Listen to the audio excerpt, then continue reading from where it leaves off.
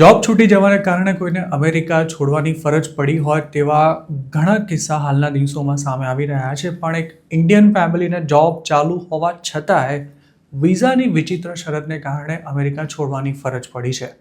પતિ સાથે વર્ષોથી અમેરિકામાં રહેતા અને હાલ ઇન્ડિયા પાછા આવી ગયેલા દિલ્હીના જુહી નિગમનું માનીએ તો તેમની પાસે કેનેડા જવાનો ઓપ્શન પણ હતો, પરંતુ છેલ્લી ઘડીએ આ ઓપ્શન પડતો મૂકી તેમણે ઇન્ડિયા આવી જવાનો નિર્ણય લીધો હતો. જુહીનો પતિ L1 વિઝા પર અમેરિકન કંપનીમાં જોબ કરતો હતો.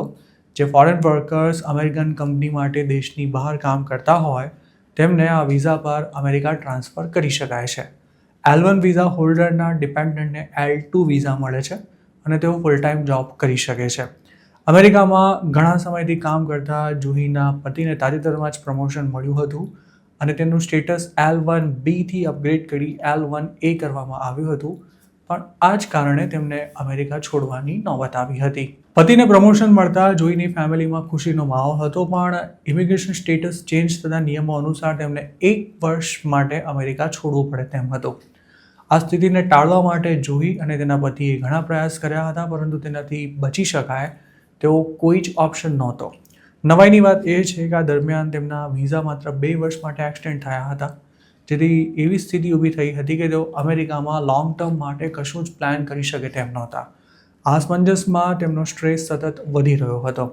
યુએસમાં તેમની પાસે પોતાનું ઘર નહોતું અને આ દેશમાં ક્યાં સુધી રહેવા મળશે તેના પણ કોઈ ઠેકાણા નહોતા. જુહીનું કહેવું છે કે અમેરિકામાં આ જ સ્થિતિમાં હજારો ઇન્ડિયન પ્રોફેશનલ્સ જીવી રહ્યા છે.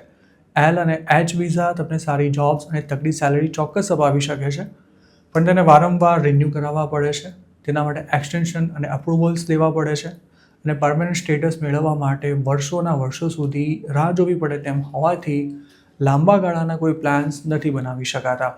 અધૂરામાં પૂરું હાલ લોકોને આડેધડ જે રીતે લે ઓફ અપાઈ રહ્યા છે તેના કારણે તો આ સ્ટેટસ પર રહેતા લોકોની હાલત તલવારની અણી પર આવી ગયા હોય તેવી થઈ ગઈ છે. L અને H વિઝાના એક્સટેન્શન માટે અપ્લાય કરનારા લોકો અમેરિકા નથી છોડી શકતા, જેથી ઇમરજન્સી સિચ્યુએશનમાં તેમના માટે ઇન્ડિયા જવું પણ મુશ્કેલ બની જાય છે અને જોબ ચેન્જ કરવું પણ ખાસું ચેલેન્જિંગ બની રહે છે. કોવિડ પેન્ડેમિક વખતે જુહીનું વિઝા એક્સટેન્શન પેન્ડિંગ હોવાથી તેના પિતાને કોવિડ થયો હોવા છતાં પણ તે યુએસથી ઇન્ડિયા નહોતી આવી શકી.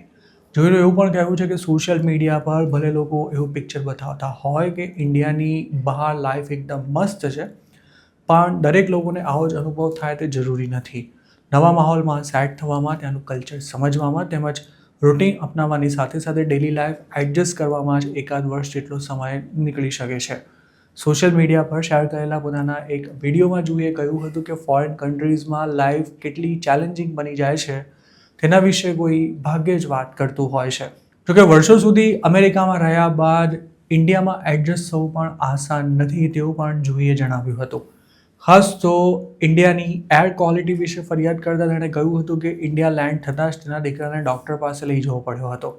તેવી જ રીતે અમેરિકામાં તેનો દીકરો ઘણી આઉટડોર એક્ટિવિટીઝ કરતો હતો અને પાર્કમાં જતો હતો, પણ ઇન્ડિયામાં જે સરકારી પાર્ક્સ છે તેમની હાલત એવી છે કે કોઈ પોતાના બાળકને ત્યાં લઈને જવાનું વિચારી પણ ન શકે. આ ઉપરાંત ઇન્ડિયામાં કામકાજ પણ સાંજના 8-9 વાગ્યા સુધી ચાલતું રહે છે, જેના કારણે ફેમિલીને ટાઈમ આપવો મુશ્કેલ થઈ જાય છે. જ્યારે અમેરિકામાં તેનો દીકરો રોજ સાંજે બહાર રમવા જઈ શકતો હતો. છેલ્લે જુહીએ જણાવ્યું હતું કે વિદેશમાં રહેવાથી તમારી પર્સનાલિટીમાં ખાસો ફેરફાર આવશે. તમે જેવા ઇન્ડિયામાં છો તેના કરતાં બહાર જઈને સાવ બદલાઈ જશો તે નક્કી છે.